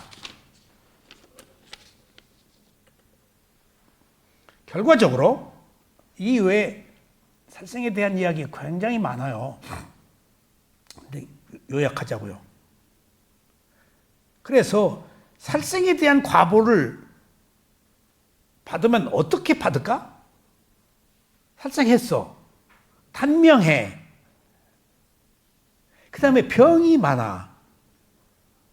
그리고 내가 어떤 곤충이나 다른 생명을 죽였어. 그럼 짝을 하나 죽인 거잖아. 내가 가족과 배우자와 이별을 해. 그래서 헤어져야 되기 때문에 빨리 항상 슬프고 항상 살생의 과보로 슬퍼 늘 우울증에 걸리고 그 두려움, 슬픔이 올 것이 오기 때문에 나도 모르게 살생에 대한 두려움이 슬픔, 괴로움을 만드는 거예요. 예. 이게 과보다는 거예요. 예. 아셨죠? 그 다음에 중요한 사실이에요. 내가 남의 짝을 해쳤어. 그럼 내가 받아. 내가 받아. 이게 여러 가지 경우가 있긴 하지만은 내 주위에 조금 지위를 얻고 자아가 강해서 지위를 얻어요. 자아가 강해서 공부도 해요. 다소는 이기적이어야 공부도 하는 거예요. 한눈 안 팔고. 그래서 일가를 이룬 사람들이 다는 아니지만은 부부관계가 매우 독선적인 경우들을 봐요. 내가 꼼짝 못해. 왜냐 하면 지위가 있기 때문에 타이틀을 가졌어. 뭐가 됐잖아. 뭔 사자 붙이고. 그럼 그 안에 들여다보면요, 의외로 독선적인 요소가 있어요. 성공 방정식을 가족한테 적용해요. 내가 그런 걸 많이 봤어요. 제 친구가 굉장히 괜찮은 친구가 있었는데 자기 부인도 경기 오고 자기 그 서울대 같이 클래스메이트인데 어떻게 하는데 내 친구는 선량한 사람이야. 그러니까 학벌은 좋았지만은 사회적 그렇게 무슨 다른 신분이나 부를 그렇게 쌓은 사람은 아니야. 근데 애는 좋아. 근데 그 처가가 검찰의 고위직이야. 그러니까 그 사람의 가문의 아버지가 차지하는 역할이 절대적이야. 거길 들여다보고 내가 깜짝 놀랐어.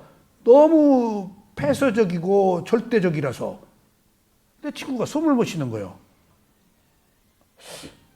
보니까 결혼은 했는데 숨을 못 쉬는 그 부모 밑에서 자란 그 딸이 그 또한 절대적인 힘을 가진 아버지의 절대적인 역할을 내 친구한테 또 보이는 면을 봤어.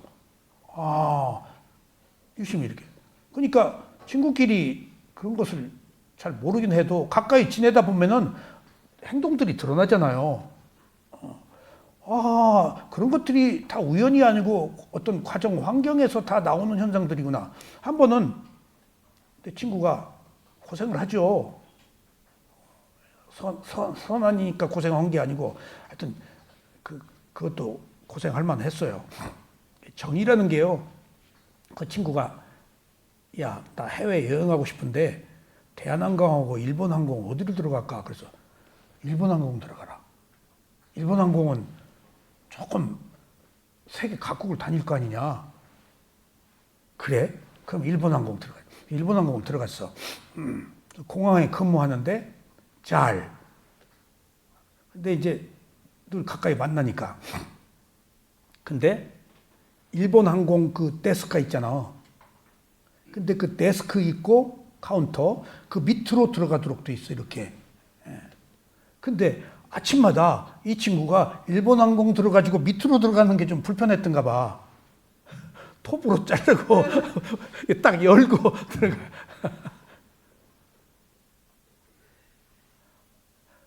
근데 그것을 일본 매니저가 못으로 박았어. 그 뒤에 뽑아버리고 또 열고. 그러니까 이제 그 일본 항공 직원들끼리 이제 얘 편이 이제 한국 사람이니까 얘 편이야. 결국은 잘렸어. 내가 너 장렬하게 잘렸다. 옹호했어 나도. 야 잘라라. 해병대 친구예요. 해병대에도 서울대학교 다니다 온 친구들이 있더라고. 좀 드물긴 해도.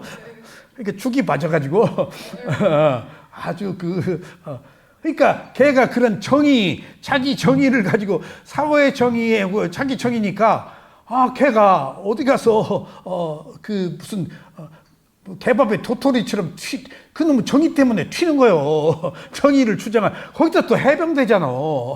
나는 또 해병대니까 부추기고 네가 옳다. 야 기죽지 말어.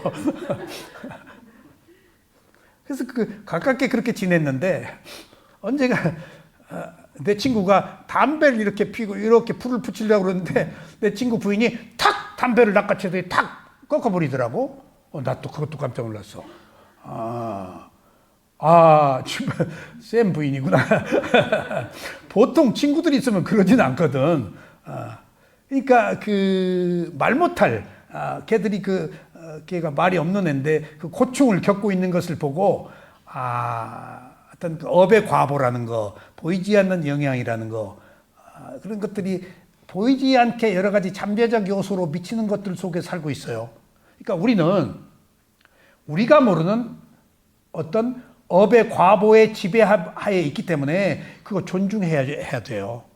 지금 그걸 문제라고 삼지 말고 그렇게 될 수밖에 없었던 원인과 결과란 조건을 이해하자고요. 지금 이해하기 위해서 업이 필요한 거예요. 자기도 모르게 그럴 수밖에 없었어요. 그런 것들을 이해하지 못하면 개선이 안 돼요. 이해해야 개선이 되는 거예요. 일단 먼저 이해해야 돼요. 이해하는 것은 받아들이는 거거든요. 지금 문제는 고치려고 그러지 말고 이해해야 돼요. 이해하는 것이 고치는 첫 단계예요.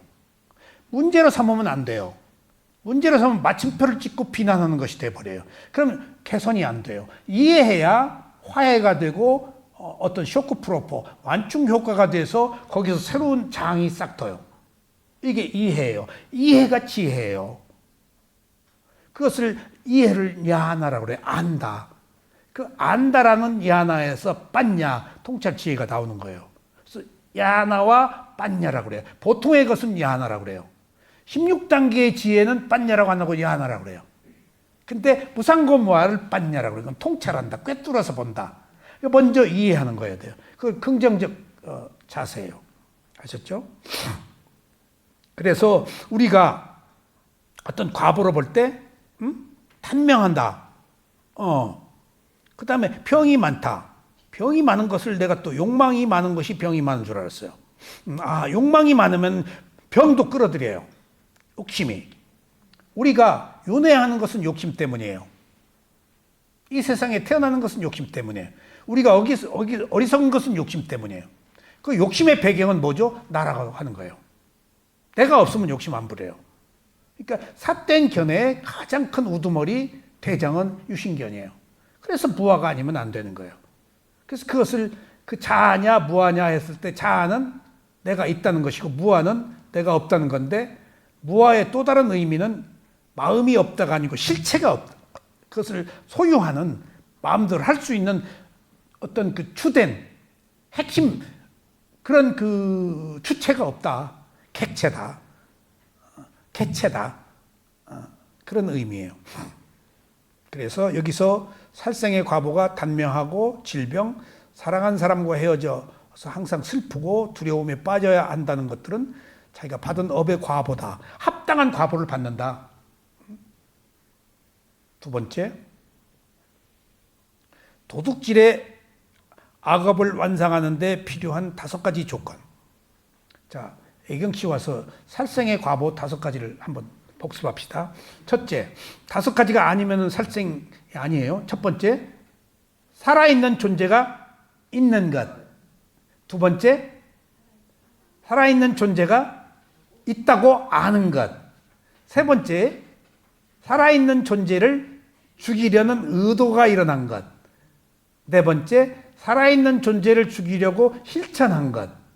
다섯 번째, 결과적으로 살아있는 존재가 죽는 것이 살생의 과보다. 그러니까 의도가 없으면 아니다. 근데 여기서 재미있는 사실은 불교에서는 무의식을 인정하지 않아요. 알고 하느냐 모르고 하느냐 차이는 있어요. 의식은 항상 있어요. 서양 철학에서는 무의식을 얘기해요. 근데 불교는 의식이 없는 순간이 없어요. 열반에서도 의식이 있어요. 잠을 잘 때에도 의식은 있어요. 의식이 없다고 안 해요. 그때는 그 의식이 열반을 대상으로 한다. 마음은 반드시 대상이 있어야 되거든요. 이게 굉장히 그 합리적이고 과학적인 거예요. 잠을 잘 때는 마음이 잠을 대상으로 한다. 하기 때문에 무의식은 없어요. 어떤 형태. 근데 여기서 말하는 의도라고 하는 것은 인식할 수 있느냐 없느냐, 확정적으로 구체적으로 계획을 세웠느냐 세우지 않았느냐 하는 문제예요. 아셨죠? 법에서 이게 나오죠? 형법에서 그런가요? 네, 똑같아요. 똑같죠? 목적적 행위론이라고 해서 형법에서 네. 의도가 없으면은 살인이 성립이 안 되고, 뭐 그럼 살인 미수 뭐 이런. 그러니까 이제 그 청소년이었느냐, 첫 번 초범이냐, 계획적이었느냐, 모여서 했느냐. 그래서 칼로 찌를 때에도 나를 위에서 찔렀느냐, 나를 밑으로 찔렀느냐에 따라서 다 달라요. 나를 위에서 찔르면 이렇게 잡을 때 여기 나잖아요. 커져요. 그 찔른 자죽이. 판단 나름의 그 판단이고, 예. 의도가 있느냐 없느냐가 중요해요. 예. 아니 이제 그런 것도 어느 판결에서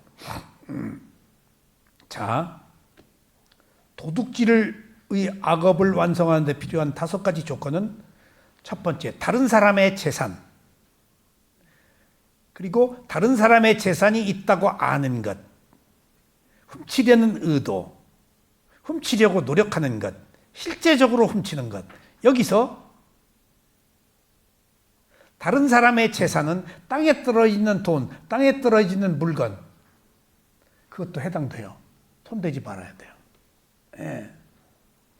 내가 대구 가면서 옛날에 서울역에서 그 수원까지 가가지고 KTX를 타고 다닐 때, SRT가 없을 때, 거기 그 플랫폼에 그 뭐 과자 팔고 뭐 파는 데가 있는데 딱 이렇게 보니까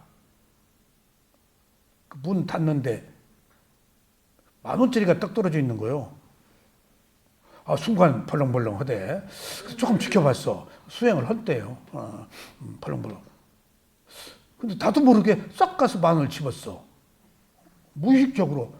그리고는 딱 짚고 거기다가 판단 이렇게 드렸어. 이거 여기 떨어져 있는데 주셨습니다. 가주세요. 누가 뭐 그 돈 찾으러 올 일도 없을 테고. 그랬더니 아이고 그래요. 그리고 찐빵이라도 하나 잡수요. 그래서 아니 나 호빵이라도 하나 잡수요. 그래서 아니 나 호빵 싫다고. 그리고 나서 기분이 그렇게 좋더라고. 미얀마가 남의 물건 손대지 않아요. 절대. 지금 여기서 도둑질에 해당돼요. 그래서 도둑질이라는 것은 주지 않는 물건을 갖지 않는다는 거예요. 지금 그 얘기예요. 도둑질이 뭔 줄 아세요? 주지 않는 물건을 갖지 않는다는. 그래서 여기서 스님한테 올리는 거 주고받는 의식이 없으면 여기다 놓으면 원래 안 먹어요. 주고받는 의식이 없으면은. 그러니까 돈 같은 것은 손대지 않아요. 먹는 거. 이게 딱 접시에 넣으면 딱 손만 넣으면 주고받는 의식을 끝낸 거예요. 그럼 관계가 끝난 거예요. 주었다고 뭐 과시할 필요도 없어. 그리고 주고받는 의식을 딱 하면서 축원을 해줘요. 이 보시 공덕으로 도가를 성취하시기 바랍니다. 하고 끝내버려요. 이거 주고받은 것 때문에 내가 주었는데 나를 몰라봐? 지금 그 보시론에 생긴 문제들을 행위, 의식으로 끝내버려요. 그런 것들이 그 비구 계율의 그 비구 생활 속에서 여러 가지가 철저하게 있더라고요. 그러니까 저는 비구를 몰랐기 때문에 거기서 부딪힌 일들도 많았고, 심지어 사람들이 그 자기 고기 덩어리 먹다가 바루에 담아 나가서 바로 씻을 때 밖에서 까마귀들한테 탁 던져주고, 그럼 까마귀들이 탁 물어가요. 기다리고 있어요. 그러면 물어가는 까마귀를 또 채가는 까마귀도 있어, 막. 그리고 이렇게 보니까 개한테도 주더라고. 툭 던져요. 그래서 나도 호기심이 많잖아요. 흉내를 바루에다 담아가지고 오늘은 나도 한번 줘야지 하고, 바루에 고기를 전부 슬라이스해서 먹지 절대 큰 고기 덩어리를 놓질 않아요. 전부 잘라서 놔요. 한 입에 물고 절대 못 뜯어먹게 돼 있어요. 물고 못 뜯어먹게 돼 있어요. 비구 개울에 먹는 거. 그냥 생탈인 한 입에 넣고 말아야 돼. 그래서 고기가 잘 슬라이스 돼 있어요. 한 입에 넣으면. 그러니까 새 주고 개 주기 좋은 거예요. 탁 던져주면. 그래서 개들이 이제 그 바로 씻는데 모이니까 개들이 절에 많아요. 상팔자들이 그놈들. 법당에도 또박또박 들어와서 방석에 앉아서 있어요. 이따가 또 또박또박 걸어가 나온 사람이 보면 개가 좌선하다가 나가요. 너 이놈 상팔자다. 내가 너 이놈 상팔자다. 그래서 한 번은 내 숟가락으로 줬어요. 근데 뭔가 좀 찜찜해. 그래서 나는 대한민국에서 온 비구니까 줬지. 근데 그 이튿날 인터뷰 때 나보고 작은 사야도가 걔한테 밥 줄 때 숟가락으로 줬냐고 그래서 줬다 그랬더니 주지 말라고 그래서 난 대한민국에서 와가지고 걔를 존중한다 그랬더니 그 주지 말래. 그래서 어떻게 하냐 그랬더니 내가 봤대. 기분이 팍 나쁘대. 안 봤는데 누가 잃는 거야. 그 미얀마 스님들이 잃는 거야. 기분이 팍 나쁘대? 뭐 그런 거 가지고 시비해. 그랬더니 사람이 먹는 숟가락으로 개를 주면 안 된다. 그래서 내 숟가락이요. 그랬더니 똑같이 사람이 먹는 숟가락이다. 혐오감을 준다. 그래서 그것도 내가 약간 좀 찝찝하더라. 그러니까 거기서 약간 의심이 가는 행동은 하지 말아야 돼요. 비구 개 룰이 굉장히 많아요. 그러니까 비구 속으로 있다가 옷을 벗으면은 나를 보호하는 도덕적 장치가 없어진 거라서 굉장히 허전해요. 그렇게 위축되고 추할 수가 없어요. 그리고 미얀마 스승들이 그래요. 비구 가사 벗고 제가족 옷을 바꾸면 너 못 벗었다. 비루 입어라 하고 쪼크해요. 귀국하려고 옷 벗은 거거든요. 거기서 칼라 체인지라 그래요. 때로는 옷을 안 벗고 외국 여행을 하겠다는 한국 비구들도 있어요. 그럼 말려요. 근데도 우기고 가요. 폼 잡으려고 그런 거예요. 그럼 계율을 어기고 문제들이 많거든요. 그런 경우 계율을 어기면은 차라리 옷을 벗는 게 낫지. 그래서 계율 때문에 벗으라 그러는 거예요. 그러니까 어느 삐꾸한테 자꾸 옷 안 벗고 인도로 가겠다 그러니까 벗고 가라. 막 우기니까 뭐라고 하는 것을 봤는가 하면은 그러면 위급한 경우에 옷을 벗는 의식이 있어요. 스승 앞에서. 네가 스스로 삼배를 하고 옷을 벗고 그 옷에다가 삼배를 하고 벗어라. 일종의 의식을 그러니까 옷 입고도 나쁜 짓 하지 말아라 그 얘기야. 적어도 가사를. 그러면 너가 계율을 지켰을 때와 지키지 않았을 때가 다르다. 그래서 그런 경우 굉장히 알 수 없는 경우를 많이 겪어요. 제가 한국에 오면 한두 달 만에 또 가고 길면 두세 달 만에 미얀마를 또 가거든요. 그런데 두세 달 만에 갔을 때 가면 바로 비구개를 주는데 안 주어요. 또 우스난도 사야독돼서 자꾸 개를 좀 주십시오. 기다려. 한 달이 지나도 안 줘. 그래서 내가 저분이 그 염주를 돌리더라고요. 근데 뭘 신통한 힘이 있다고 그러시더라고. 우리 지도 마시 저분이 아라한인가 내 그 과거 더러운 것을 보고 개를 안 주시나? 뭐 위축되더라고. 그래서 한 달 지나서 또 개를 달라고 그랬더니 그러고 또 안 줘. 그래서 통역 보고 조금 어필을 했지. 왜 안 주시냐 개를. 그랬더니 사야도한테 그 얘기를 했는가 봐. 사야도가 돌아온 답변이 계를 어기니까 차라리 비구 개 안 받고 개 어기는 게 낫지 비구 개 받고 어기는 것은 안 좋다. 무슨 얘기인가 하면 한국 비구들이 오후에 다 과자 사다 먹고 뭐 사 먹는 거 다 얘기를 들어서 알았는가 봐. 뭐라고 제재는 못 하겠는데 너를 위해서 그랬다는 거예요. 네가 비구 옷 입고 오후에 먹으면은 그 체해요. 또 안 먹다가 먹으면요 다 걸려요. 급히 먹잖아요. 숨어서 도둑 지르는 거 이게. 누가 볼까 안 볼까. 그리고 쓰레기가 항상 증명해. 쓰레기도 딴 놈 통 속에도 넣을 수도 있어요. 그 방에 쓰레기에서 증명이 돼. 그리고 다 돈 주면 심부름 해준 사람들이 있어요. 미얀마에. 미난 씨가 그 내 시자 같은 사람이에요. 다 돈 주면 심부름 다 해줘요. 싹 숨겨가지고 와요. 그래서 나 안 어긴다. 오후 불식이다. 그랬더니 그때 개를 주더라고. 그래서 내가 깜짝 놀란 게 나를 위해서 안 준 거야. 네가 수행하는데 비고 옷 입고 개를 어기면은 네 수행에 장애가 온다. 미얀마 스승들이 페널티 벌이 아니고 나를 위해서 배려하는 마음으로 개를 안 주셨구나 하는 것들을 알았어요. 그래서 도둑질은 다른 사람의 재산이 있고 그렇다고 있는 것이라고 알고 훔치려는 의도, 훔치려는 노력. 여기요. 선을 행하는 것보다도 도둑질하는 것이 더 강한 집중이에요. 사기꾼이 사기치는데 얼마나 작전을 세우고 익사이트 그거 얻는 결과보다도 사기치는 그 재미로 하는 거예요. 우리 한 시대를 풍미했던 어느 그 펜싱 그 선수를 홀렸던 전형적인 사기꾼이 치는 사기의 14가지 유형을 다 했다는 거 아니에요. 멋있어. 그 시대에 일론 머스크하고 펜싱 시합하기로 했다는 거예요. 일론 머스크하고. 그러니까 네가 나 펜싱을 가르쳐줘야 된다는 거예요. 부엌하지. 일론 머스크가 누구요? 세계에서 한두 번째 가는 부자고. 그리고 나는 우리나라 빠찡코 어둠의 황제가 전낙원 씨라고 유명한 파라레이스 아프리카 어디 세계적으로 그게 있는 분이에요. 거기 사생하다. 그러니까 드러내면 못 논다. 그러니까 모든 사기의 14가지 조건들을 다. 그런데 실제로